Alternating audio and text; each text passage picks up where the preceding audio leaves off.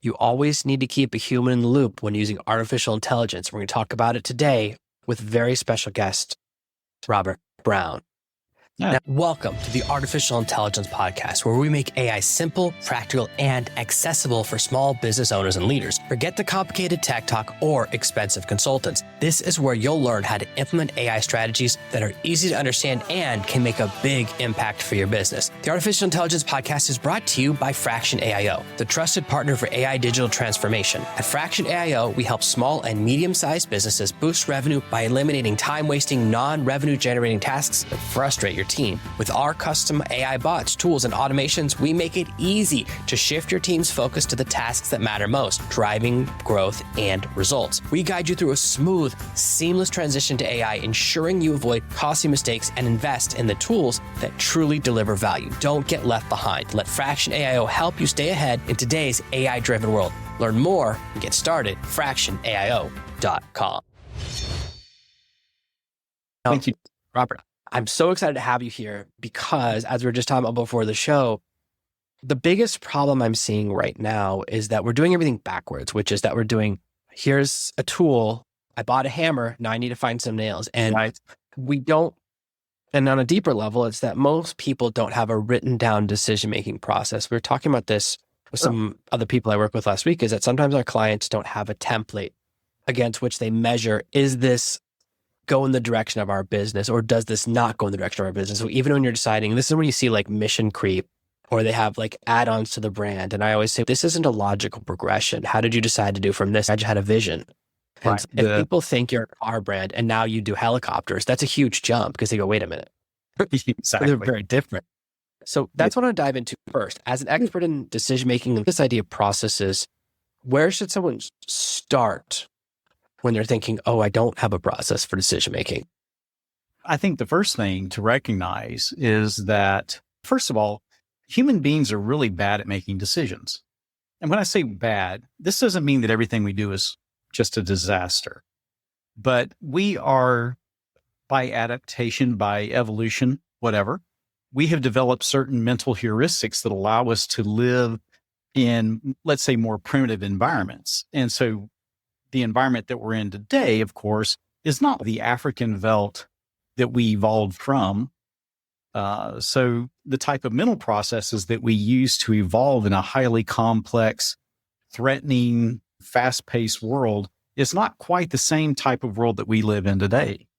So we need, I think, more structured ways of thinking through decision-making situations that lead us to short-circuit or lead us to short-circuit some of those cognitive illusions that we face that arise as a result of that evolutionary process that brought us here today. So I think that's the first thing we need to understand, is that human beings actually really do need, let's say, handrails or guide rails to get us to the point of making good decisions, which also then should raise the question in our minds, what is a good decision? What constitutes a good decision? And that's the other thing that we need to understand first before we even get into process. And that is, a good decision is not necessarily one that gives you the outcome you desire. It's one that conforms to a quality of standard, or a standard of quality. If I can maybe reverse my language there, a standard of quality associated with decision making. And if we can conform to that standard of quality, the closer we do it and the more frequently we do it, the more often we do make decisions that lead to the outcomes that we want. So I can always tell you beforehand whether or not you made a good decision before you ever experience the outcome. In fact, I can guide you through the process and I can guarantee you that you will make a good decision, but I can't guarantee that you'll get the outcome you want. And of course, the reason for that is that we live in a world of uncertainty and risk.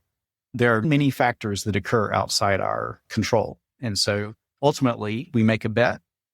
We make a series of bets, or we make multiple bets in a portfolio. And what we're trying to do, of course, is increase the likelihood that we more often than not achieve the outcomes that we want. Not that we achieve the outcome that we want on every single decision instance. So I hope I set that up well for you. Yeah, that's great, because I'm actually thinking about what a lot of us deal with is we have a client or a boss or someone we're working with who they give us instructions, but the vagueness make them impossible to achieve. So one of the things I deal with a lot is someone will say, I want you to build an AI machine or a bot or automation that does this. And I go, great. Can you show me an example output? So and I call it an ideal output. I said, can you show me what would be, if the AI gave you this, it would be a perfect result.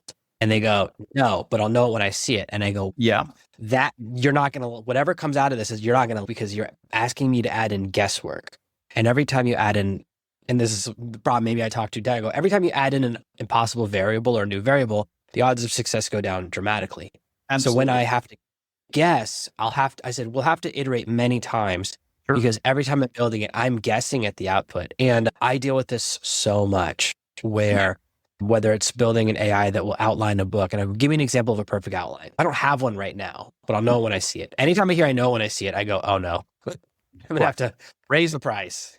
It's the classical find me a rock dilemma. Somebody says, go find me a pretty rock. Can you tell me what you think of is pretty? No, but as you say, I'll know it when I see it. And you're exactly right. It's an impossible task nearly to accomplish. You're lucky if you actually do find the rock that people want, but you're not smart. Not you specifically. When people do this kind of thing, when they experience that sort of lucky outcome, it's not because they're smart. So you're right. We absolutely need to have a pre-structured or a pre-framed idea about the outcome that we want. And I think you're right to describe it in terms of, can you give me the ideal output? Now let's work backward. What does it take to get to that ideal output?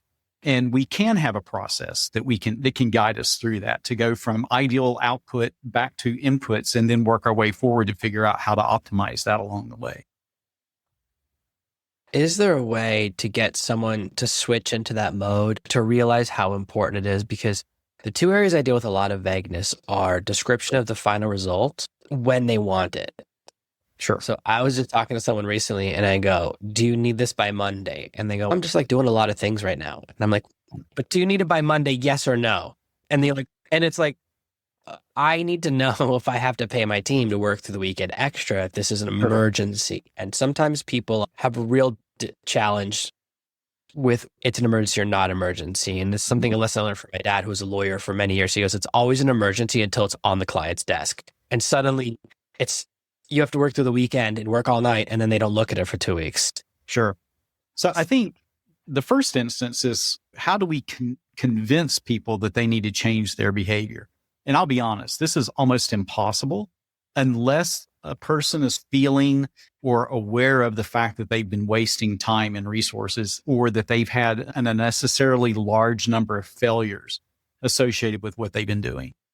So unless that sort of exists beforehand, it's a little difficult to convince people you need to change the way you're making decisions, because most people think of themselves as good decision makers, right? Particularly leaders in an organization, because they convince themselves, of course, that they wouldn't be a leader in an organization unless they were good decision makers. The fact of the matter is, if you were to go back and do an audit trail, like of all the various decisions they made, it's probably a 50-50 chance that anything that they decided to do actually worked to what they wanted. But now, once you're in that mode of dealing with a person who does want to change, then the way to start is to, I think, frame out the objectives, the preferences and values that person has. And actually, there's a really good book about this, and it's a little dated now. So when I say dated from my point of view, it's, that was really in my career. But from, I think, 1996, book by Ralph Keeney called Value Focused Thinking.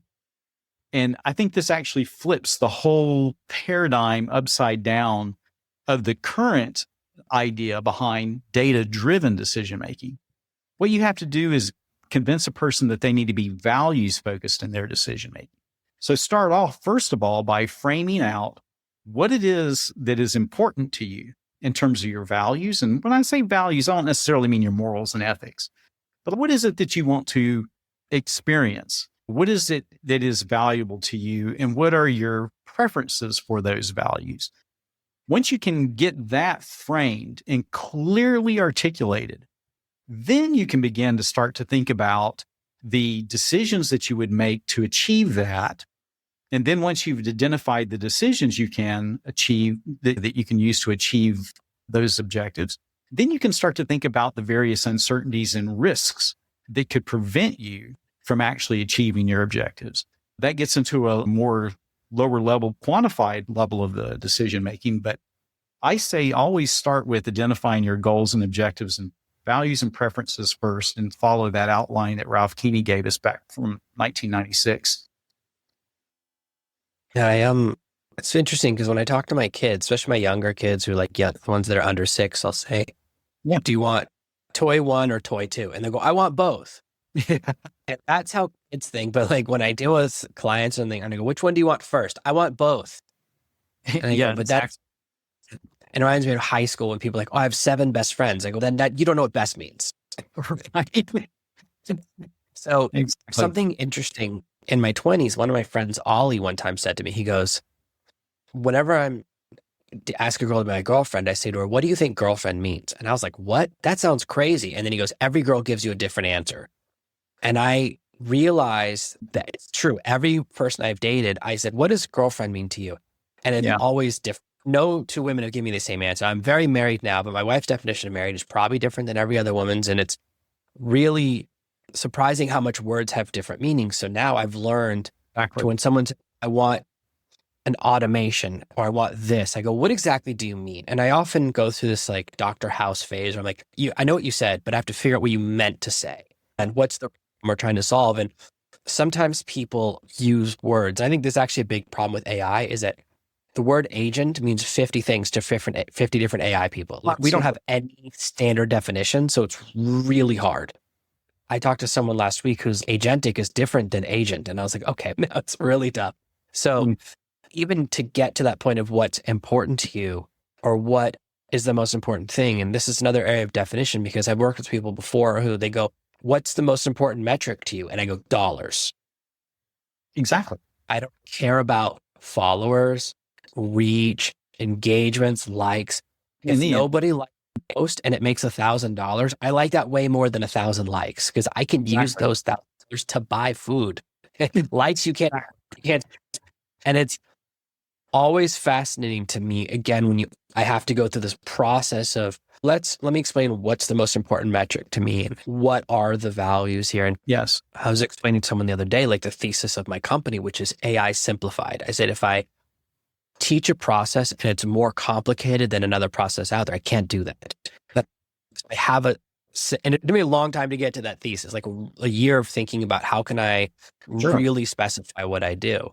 So when someone is trying to figure out what their values are in this context, I realize we're not talking about moral values. We're talking about what's the most important metrics for your company or what are you trying to achieve? I think this is a really important question because this is when people go into mission creep, because then you go, does this decision go match the core value of my company? And this is when a company has a mission statement. I think a lot of companies miss the point of a mission statement is to say, no, it's not to tell everyone how good you are. It's to create a tool to measure your other decisions against to go, does this fit inside that? It's your heading. It's the heading that your company has, the directional heading. What you're describing this from the point of view of talking to particularly a single individual and then running into the ambiguity that they give you with the words they use. But imagine now that it shouldn't be hard, right? You do this all the time, but working in a large organization where you have multiple stakeholders that presumably are all working for the same sort of outcome. And yet, if you were to go and ask them, tell me what your company's goals or objectives are, or what is it that your company does? They will all give you a different answer. And then you wonder, how in the world does any company make money at all? I'm actually pretty convinced that companies, after they get to a certain phase, make money in spite of themselves. And this is not really to denigrate anybody, but the fact of the matter is people set up systems and then they get stuck in various silos within their organization for good reasons. By the way, there's some really good reasons why companies develop silos. It's because there's a common language, there are a common set of practices and things like that allow that particular department or organization to accomplish something with more efficiently if they were having to constantly explain themselves, right? But at the same time, when you get so siloed that the silos aren't talking to each other anymore, then you've got a real pathological problem. But this happens all the time in organizations. You ask one particular operating unit within a company, what's the most important objective about this decision? Let's say you've got an overarching decision to be made. They, of course, are going to give you the metric that they are measured on. They are not going to give you the metric that the overall company, and I'm saying as if they do this all the time with 100% certainty, but the propensity is much more in line with the idea that they focus on the thing that they are responsible, as opposed to thinking about what the overall organization is actually trying to achieve. And so this whole process, you mentioned it, how important it is, and I really cannot overemphasize, it is so important when you embark on something like implementing a large artificial intelligence system, or a significant one, let's say, maybe the word large isn't the right word, but a significant system that involves the input or the use of multiple stakeholders, getting that framing right. What are my values and objectives? What are the thing that I'm trying to achieve, and why am I trying to achieve it? That is absolutely table stakes, most important. If you don't do this, you will literally fail. It's a really good point, because I always think about how like marketing hates sales and sales hates marketing, and so marketing like all these departments. I was talking to some people I work with the other day, and I was like, we should just fire all the other departments to hire more engineers. And they're like, that's exactly what every engineer thinks is out. We just need to keep making the product better. And that's the only thing that matters. And they're like, but we have to generate sales and customers and the other things. And I'm like, yeah, but if the product's better, it's like, I have that field of dreams thought. It's if the product's really good, everyone will find it. Yep. Every engineer will come. Yeah. So talk about large scale decision-making or using large amounts of data. Because I find that the more people whose input you get, the murkier the data gets. And I think about, we have this idea that if we get everyone's opinion, we'll get a good answer. But then if you ever watch Family Feud, there's always the numbers at the bottom that are wild. 3 people said this and 2 people said that. And those are not useful pieces of information. You never get 80 people said one thing. Like, it's not 80 people agreed on the number one answer. There's this idea now, and I think this is really popular because of AI, because AI is good at analyzing large amounts of data, that we have more data, we'll get better answers. I'm not entirely convinced of that yet, particularly with the use of artificial intelligence for certain kinds of things, and particularly, let's say, setting strategic intent. I think, and don't misunderstand me, by the way, I think the advent of what we're seeing today with artificial intelligence is huge. It's going to, obviously, it's already changing things immensely. It's going to continue to change things immensely. And I think on net for the good, right? I think we're all going to benefit from the trajectory that we're on with this. The problem is that in the short term, the failure rate for these artificial intelligence initiatives is extraordinarily high. And I think that's related to the discussion we've been having through all this. In fact, it really reminds me, if you go back maybe starting 10 years ago, when the whole data science movement really began writ large, right? Everything needs to be data-driven decision-making. In 2017, actually, maybe going back a year before that, 2016 or so, Gartner reported that something like 65% of all data analytics initiatives failed. And you think, oh my gosh, that's a huge failure rate. And particularly when we're talking about the field of inquiry, right, that is supposed to make us better decision makers, right? So why does the physician not heal itself? Why is it that data-driven initiatives can't be more successful than all other types of initiatives? Because in fact, they were at that time failing at about the same rate as just about all other IT initiatives. And then a year later, Gartner came back and said, oops, we were wrong. The data failure rate wasn't really about 65%. It's more like 85%. It was even worse. And if you track back the causal reasons for that failure rate, it all starts with what we are exactly talking about on this whole thread. And that is, it's a failure of the executive function to clearly identify the right problem to be solved. In other words, all of these large data driven initiatives were really science fair projects, large, complex science fair projects that didn't really have a problem to solve. They came up with a solution, then they went looking for a problem. The same thing is happening right now with artificial intelligence initiatives. In fact, if you go back late last year, Rand published a paper that showed that something like 80 to 85% of all of artificial intelligence initiatives were failing. And then when you look at the post-mortem explanations for why they failed, it was the exact same reasons as we saw with data analytics. It was that failure of the executive function to clearly identify the right problem to be solved with an understanding of why you wanted to solve that problem. Again, in other words, people are solving irrelevant problems. And there's really, in my mind, no bigger waste of resource than to solve an irrelevant problem. So this, I think, has got to be something we fix in the industry, by the way. Yeah, I feel like so many companies are just doing something that's cool. Yeah, exactly. And clever, but it doesn't solve a problem. I always think about the best inventions are you solve a problem you have, and then you find out other people have the same problem. Exactly. Then you're on to, but what we see is people go, there's also this thing, you ever heard, they don't know what they want, and I'll show them. And it's like, okay, that does work very rarely. And that's the problem, is it doesn't work never. It's just almost never.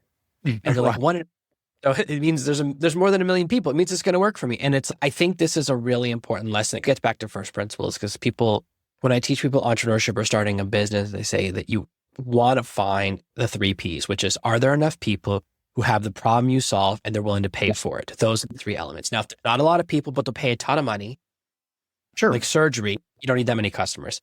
If it's something they'll pay very little amount of money for, like a magazine, then you need a lot of customers. That's right.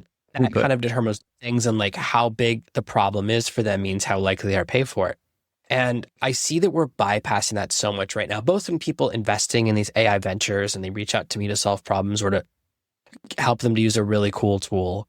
And I can always tell, because I really am aware of the news, which article someone read based on the question they asked me. They're suddenly really interested in something. And I go, okay, let's talk about the good idea fairy. Like, great when they visit, but let's make sure we have a reason for this. So I go through this really complicated process when I'm making a purchasing decision. And I teach AI, right? I teach AI. I publish an article every single day on LinkedIn. And yet I only use 7 tools. And I would only use 2 if it wasn't my job. I just have to do a couple of sometimes comparative tests. Sure. And that's why when I see people that they're like, I use 50 AI tools, and I go, no, you're not good. There's nobody who's, I do drywall and tile and I paint and I do electric and plumbing. Yeah, you're probably bad at all of them. Then you're not a master.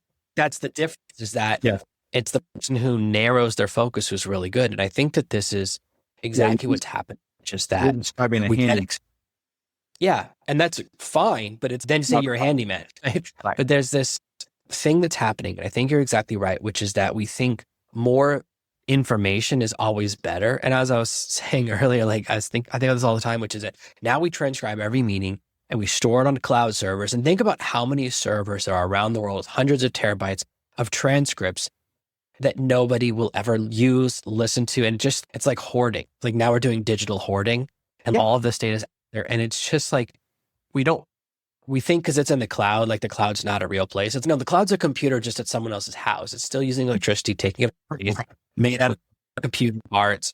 And we're more data. And I try to say this, like more data that you're not using doesn't help. And if more of the wrong data doesn't help, and accelerating a broken process just means you're going to crash faster. Take it away. Yeah. And I think that's a really good distinction, is really to make good decisions, whether it's developing a new gas reactor, if you will, versus implementing some significant AI solution in your organization. It doesn't matter.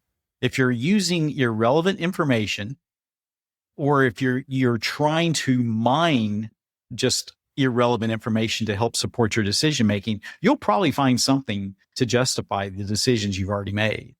But rather than starting from the top, like we've been describing, identifying your goals and objectives, then creating the decision strategies that could help you get there. And you need consider multiples. Then you find the data or the information that would help you to make distinctions between those strategies of moving forward, right? You could have one artificial intelligence initiative idea in mind in terms of what you want to achieve, but you probably can come up with 3 or 4 different ways to get there. They all would have their benefits and their costs and risks associated with them. And you need to have the kind of information that gives you the relevant means to make distinctions between those pathways. So that's the really important thing of distilling the information, the data you have, down to what's relevant, and not just using all the possible data, all the data that's out there. We've run into I think, a significant problem with this issue, in that before the age of being able to house and warehouse all of this data, of course, we said humans need data to make better decisions. We can't necessarily rely just on our intuition, which, by the way, is true. We went the other direction. We went the other extreme, and now we have so much data that we now have a duplicate of the problem we had before, right? That is, the world was large and complex and somewhat scary because we didn't have data that we could access in an easily accessible way. But now we've got so much data that we don't know what to do with it. And it's just a duplicate of all the information that exists that surrounds us in the universe naturally. So which data set do we refer to? That's going to be the big problem we face. And fortunately, we are getting better at collecting information. But the problem, of course, as we've just been discussing, is that we now have a lot of irrelevant data we have to parse through first before we can find what's relevant. I think that's one really big problem. The other really big problem with this is that all of the data that we have, of course, is a reflection, or an imprint rather, of what the past looks like. It doesn't tell us anything really about the future except for short-term trajectories. It's very difficult to actually be successful at strategic thinking if you're using data that's already representative of the past, or only representative of the past, right? The real concept behind strategic thinking is that you do something different, which means that you're generating a counterfactual to something that has never existed before in the world. If that makes sense. So you're actually thinking about a future that has never existed, which means that you need information about that future that you won't have. This is the conundrum of strategic thinking, right? So it forces us, instead of relying on data, we have to rely on a different kind of information. And that information actually is probabilistic reasoning. We have to use probabilities and our willingness to make bets and our willingness to actually assign probabilities to various outcomes. Even if we don't necessarily have data to support us, we can at least quantify our propensity to believe certain things, and then we can make trade-offs based on those probabilities that we assign. But this again brings us back down to that level of looking for the relevant information to support the decision-making we need to get to the outcomes that we're seeking. The only way to do this, by the way, is to develop a structured business case analysis of what you're trying to achieve, and so that you can make these sort of informed trade-offs.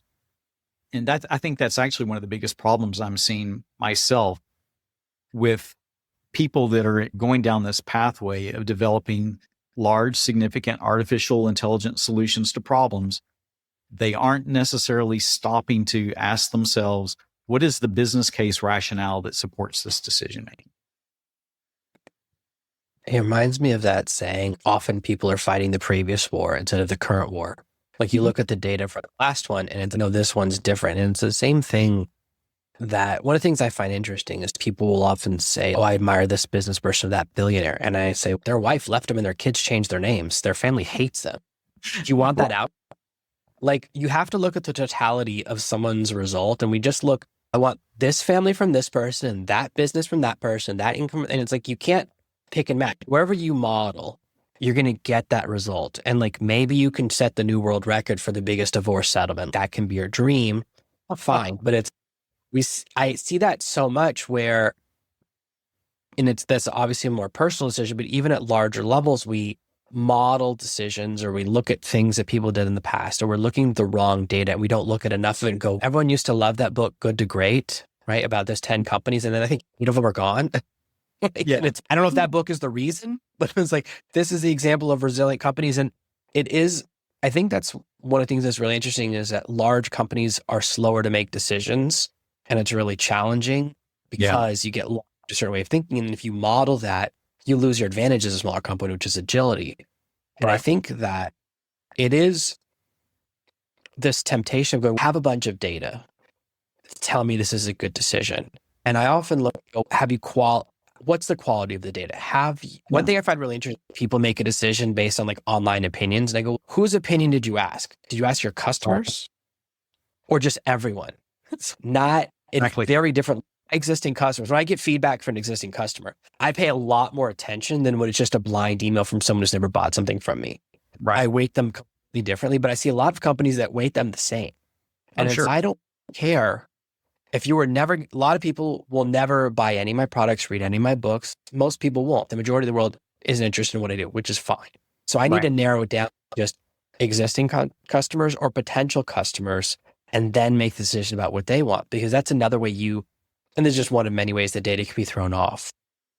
But I want to dive a little bit more into this kind of predictive process. Can you explain that, how you can develop a system that stops relying so much on the past, but starts to factor what are the most likely outcomes or what's the likely future?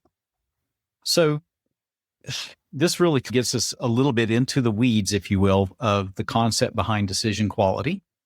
But I think it's a useful pathway for discussion here, because I do think that people think, particularly when they have to implement a decision process like we were discussing earlier on in our conversation, that this does lead to a reduction in agility. And by the way, I've seen the exact opposite. When you have a structured way of moving and thinking with each other, it actually increases your agility. So oddly enough, the effect is that at least in shorter periods of time, you're slowing down. So there's like this stoic saying, we go fast by slowing down.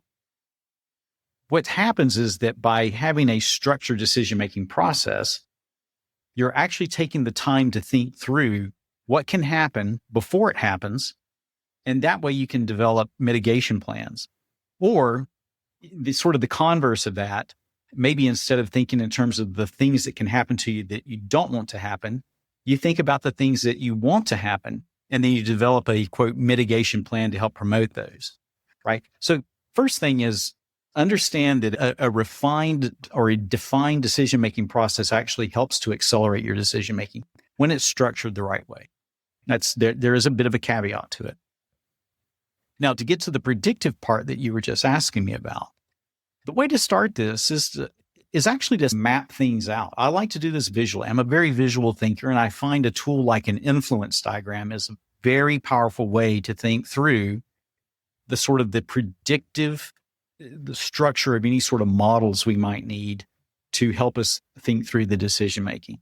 But if we start with what is that objective that we originally identified that we want to achieve, then we disaggregate or decompose that objective outcome into the forces that led us there, or the events that would lead you there. And so actually, to make this sort of simple to understand, think of it like any generic business. What is it that you want to achieve? From the perspective of most businesses, at the end of the day, it's that maximization of corporate value, right? It's money. The measure for that over time with most organizations is net present value of cash flow, right? So that's something we can model. Net present value of cash flow would be our objective in our influence diagram that we end with. Then we might break this down. What causes net present value of cash flow? It would be revenue minus costs. So now we have two decompositions of net present value, revenues and costs. And then we can decompose, well, what's the source of revenue? And we can keep decomposing each little node in our influence diagram until we get back to a certain level of, there are inputs now that we have to think of as, let's say, assumptions, right? And those assumptions are the sources of, or would be the placeholders for the data that we need to get to help support that decision-making process. What we want to do, of course, is to align that overall influence diagram with each of the various decision pathways that we could take to achieve that goal we want. Then we change the assumptions for each of the pathways and then test the effect of those assumptions, right? Now, a key part of this, though, is that the assumptions cannot just be single point values, because we don't deal in a world that basically the future always delivers us a certain outcome. We have to get really comfortable with thinking in uncertainties. That means we have to think of these assumptions as distributions. We have to get comfortable with representing our assumptions as probability distributions. And there's some easy ways to do this, right? We don't have to have a huge amount of data to support building a distribution. We can actually go to a subject matter expert and ask them to give us their belief about how something might look in terms of its overall probability distribution, given the underlying qualifiers that describe a given pathway for creating value, like a decision pathway. I've been doing this for about a little over 25 years now, and it's astounding, honestly, just how replicable this is. Once you are working with a subject matter expert who can think clearly about the problem that has been given to them to think through, they're very good at finding 80th percentile ranges that are fairly accurate about the world that they'd be facing. But it's really important to get this right to support this predictive making capability that you're just asking about. You have to ask the subject matter experts to describe the reasons why a particular assumption can vary, why it has range to it. You can't ask them what the outcome will be. This is actually, by the way, this is a really important understanding about the quality of a subject matter expert that you might go to for information.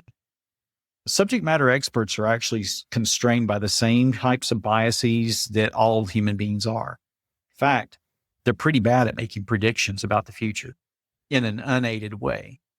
But what subject matter experts are really good at, this is what makes them an expert, is that they can give you fine-grained explanations for why a system varies, like what causes a system to behave the way that it does. That's why they're experts. They understand those really fine-grained details, the possibilities that can happen, that, an amateur or maybe somebody that's not quite so sophisticated in their understanding of a specific type of event in the world, they can't give you very detailed explanations for why that event might vary. Subject matter experts, on the other hand, are very good at giving you detailed explanations. Now, once they're able to think through those detailed explanations for why a system can vary, then they can give you their probabilities for the ranges that you might see and the sort of the central tendency that you might see across that assumption as represented as a distribution. Then you have to use something like Monte Carlo simulation to then tie those assumptions with their ranges back to an outcome that you're predicting. And this takes a little bit of sophistication, I admit, but there are a lot of tools on the market that really help people that are novices in this area at least pull their bootstraps up a little bit by themselves to get started. You don't have to have a massive data science force to help you through this. There are a lot of resources that are available. Yeah, I think that it's just so interesting because now we so often shoot from the hip. Yeah. Like it's an emotional decision. And when I was a kid, 20, 30 years ago, if you want to start a business, you had to have a business plan, go to the bank, get a loan, start the business. And now you don't need a business plan. So no one makes one. So no one has a plan. And it's this kind of decision making. I'm not always perfect with this, but a friend of mine the other week said, I want to start a side business. And I go, how much money do you need to make every month? And he goes, what? Yeah. And I was like, isn't that let's start from there and work backwards, because that number will determine what you need. And the factors I always look at, and I try to explain that I look at how much money to make and how much risk are you willing to put into it. Exactly. And risk management is something that people really struggle with. And I try to explain it as there's two ways you can pay me. You can pay me a flat fee up front or a commission on the back end. Flat fee up front is like more risk for you and less risk for me. If I write a book, I only make money every time the book sells. If you pay me to write your book, you pay me up front, I make money no matter what happens. So it's Right. less money. Royalties will be more money over time. But if you never release the book, which many of my clients don't do, or you never finish the project, or you mess up, and I try to explain it as risk management. So I try to always have Exactly. fast money projects and slow money projects and risk management. And that's another element of it. How much money you need to make, then how much are you willing to, if you need to make it fast, you need to go high risk, right? If you have one day, it's very risky. You have to do Sure. something really extreme versus if you have 6 months or 2 years. So it starts to bring in these other factors. And I think it's really important because we often hear everyone's a self-declared expert. And I have to deal with this all the time. People overestimate my level of expertise. Yeah. And I try to explain, listen, here's what I can do. Everything outside of that, as we get further away, I get more and more terrible. Yep. I'm very good in a very narrow thing with AI. And it's all people are always surprised when I don't claim I know how to do everything. And I say, listen, I don't want to make a promise that I can't keep. Sure. I go down that path, and I'm not very good at a lot of things. Most things today I'm not good at. I'm really good at 2 or 3 things. But there's thousands of things that people can do. And I think that is where you start to know a real expert knows the limitation of their knowledge. So I always look for people like what they go outside, what they're good at, because we see so many experts on TV and then their predictions are so wrong. I look at that all. Yeah, you're right. And that kind of goes back to the point that I was making earlier is that actually experts are terrible at making predictions. They're terrible at making predictions in an unaided way. They're shooting from the hip. And let's be honest, it seems that thinking now has become déclassé, right? Nobody is doing this anymore. Everything is driven by our intuition, it seems, or else we're now become self-proclaimed experts because we're relying on artificial intelligence in the background and not saying it upfront and explicitly. But yeah, I agree. Experts are actually, they're subject to the same sort of biases and mental failures that all of us are subject to. But they do serve a very good purpose when they're utilized in the right way. And that's something we have to figure out how to understand better. How do I use an expert the right way? Don't ask for predictions, ask for explanations. That's the way to get around it.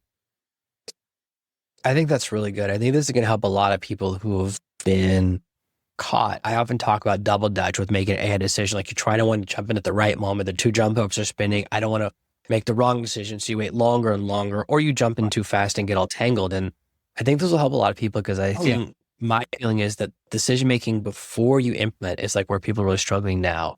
And for people who want to learn more about what you're working on and possibly get some of your help to help them to make better decisions and do that free AI decision and build a strategy, where can they find you online and find out more about the amazing things that you're doing? Sure. The best place probably to find me online is LinkedIn, Robert D. Brown III.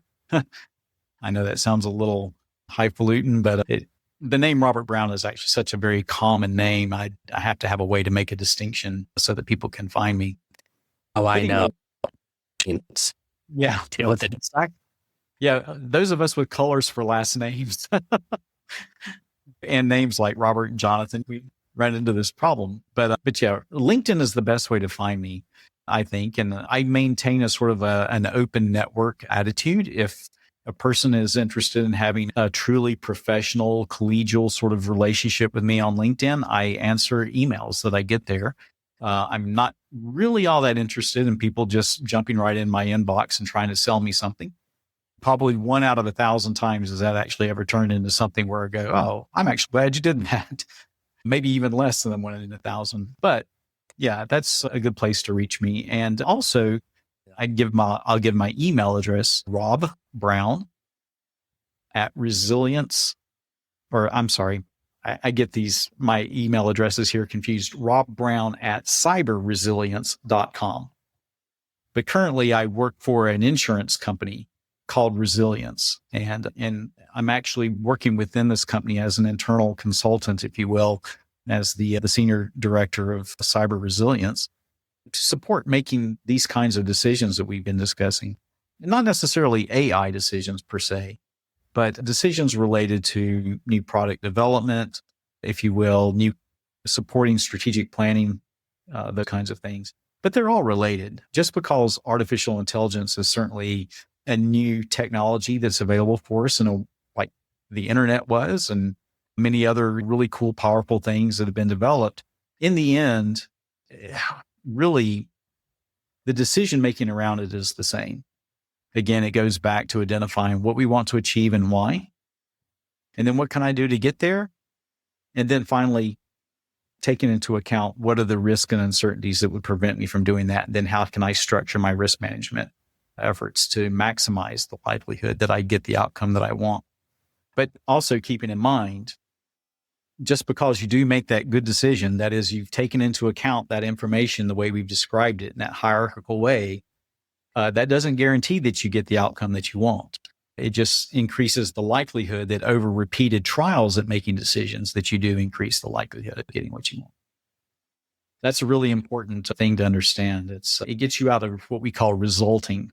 That is looking at the final outcome to determine whether or not you made a good decision to initiate the decision, the process that you're on. I think that's going to help a lot of people make a little better decisions, and hopefully some people who are interested in what you do reach out, and only people that are interested in what you do. I get far too many sales messages in my LinkedIn inbox too, but thank you so much for being here for an amazing episode of the Artificial Intelligence Podcast. Thank you for listening to this week's episode of the Artificial Intelligence Podcast. Make sure to subscribe so you never miss another episode. We'll be back next Monday with more tips and strategies on how to leverage AI to grow your business and achieve better results. In the meantime, if you're curious about how AI can boost your business's revenue, head over to artificialintelligencepod.com/calculator. Use our AI revenue calculator to discover the potential impact AI can have on your bottom line. It's quick, easy, and might just change the way you think about your business. While you're there, catch up on past episodes, leave a review, and check out our socials.